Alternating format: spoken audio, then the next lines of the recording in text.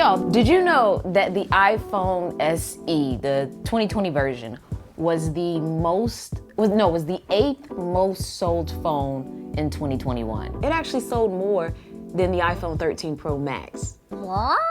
I'm just telling you what I heard. That's even more reason why we have to talk about this phone. We have to discuss, who is this phone made for? Like, what market or what person is best suited to buy this? So I spent a few days with it. I'm still testing it, but I do have some initial impressions and thoughts. But feel free to drop your questions down below, because what I'll do is that anything that I haven't addressed in this video, I'll do my best to revisit this phone in about a week, where I go through and answer your questions. So to me, with the SE, the enhancements aren't more so on the surface, but mainly what's going on behind the scenes internally. Not only powering things, but also like improving them with the software and hardware inside the phone. So first thing I want to talk about is the design, because I did not realize how long it has been since I held a phone with this type of build.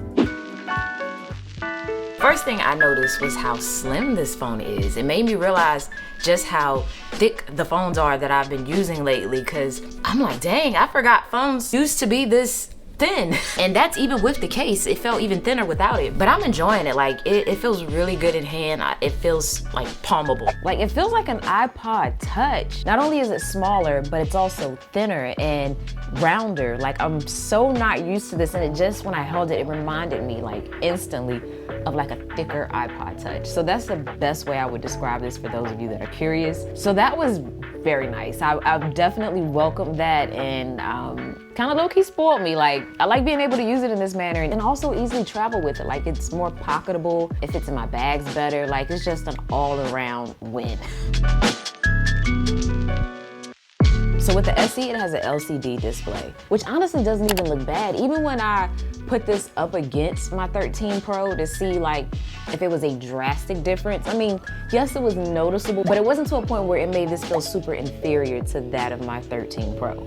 I think it's a bigger jump on paper than it is in person, if that makes sense. But I will say, if you're coming from a larger screen to this phone, it is an adjustment in looking at this, because having the, you know, bezels along the top and the bottom, it wasn't something I was used to, and I didn't realize how much my eyes were trained to look at something that was basically bezel-less or close to being that. Now, when it comes to like the button placement and stuff, all of that is the same as the previous model. So you still have Touch ID, which, my gosh, I have not used Touch ID in so long, and I did not realize how long it had been until I used this. I take that back.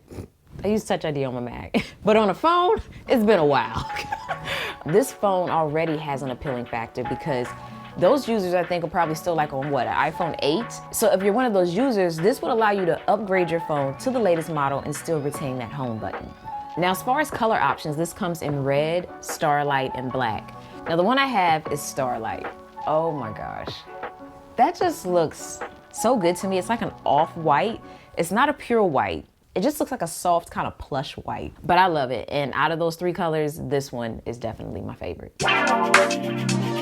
Now, it was really nice to have a home button. Like, I kind of low-key missed those days. It had like a nostalgic factor for me, especially with it being mask season and all. The simplicity of like unlocking what I need, whether that be a password or access to something, I could easily do so before it like try to scan my face and fail because I'm wearing a mask or I'm at a bad angle. But, you know, don't get me wrong, even though it has its advantages in those areas, using Touch ID still has its disadvantages versus Face ID, because you know, you can't basically use Touch ID if your hands aren't clean or if you have on gloves, which are two things that you can do with Face ID. Both of them have their pros and cons. It's just a matter of which you prefer. Another thing that I really like about my experience with this is knowing that this phone will be supported for like years to come. You're basically getting the latest model at the lowest price possible, under $500, and have that reassurance that you're not gonna have to upgrade for years. Hence, iPhone 8 users still having an iPhone 8. I mean, when was the iPhone 8 released? September 22nd, 2017. And that phone is still supported. Like, you can still get iOS 15 on it and probably can get iOS 16 when it comes out. So you can feel secure in the fact that you'll still be able to update your phone and enjoy some of the newest features that are coming out to the newer devices, which also in essence renews your phone and making it feel new oftentimes when you do update the software. I feel like, sometimes when comparing this against other phones that aren't iPhones, people are so quick to say that you can get a phone with more features for the same price or more features for a lesser price. But the thing that I think they fail to realize when they say that is that some people want to be in the Apple ecosystem. And that's why they're looking at the least expensive iPhone. It's all personal preference, and I think sometimes that gets neglected during arguments of iOS versus Android. At the end of the day, it's what the person likes. Now me, I'm personally all about using whatever phone suits you. Even if you're not using the most recent model phone, don't feel ashamed. Like, if it's the phone that serves purpose for you, that's all that matters. But I will say those that do choose to upgrade, you will notice a jump. You'll notice a jump in performance, an improvement in the camera, an improvement in the battery. Like for those that are coming from like an iPhone 8 or later to this phone. Now, something that did throw me off that I was not prepared for is the fact that Control Center is still accessed by swiping up. Like, I had to really reprogram my brain to swipe from the bottom of the screen to get Control Center instead of from the top. Like, between the home button, that, and the way this feels like an iPod, it just took me back. Another thing that's nice about this phone that got updated is that it has 5G, so you can take advantage of those faster download speeds and everything when you're in the proper service area. Now, for my audio lovers, you're solid up here, you have no worries. I was able to listen to my music just fine. Even at max volume, it didn't become distorted or unpleasant to listen to. Everything just sounded really crisp and clear. Now, something else I want to mention about the battery is that it doesn't have MagSafe, but it does have wireless charging. I do wish, though, that it had MagSafe. Like, mount this and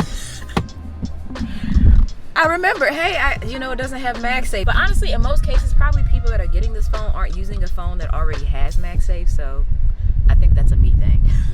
However, despite that, it does still have wireless charging. Now, the battery up here isn't. But I say that from the perspective of a user like me. And this right here got me through about half a day of usage. And that was between me consuming media, handling a few calls, emails, text messages, a little bit of social media, stuff like that. Now, when it comes to the camera up here, I will say to me the pictures look good. You do just have just one lens. And I missed the ultra wide. I really, really, really did, because that's a lens that I love using on my 13 Pro. But this one lens actually didn't do too bad. The pictures came out well. I actually took it with me to the Jasmine Sullivan concert and took some photos and videos.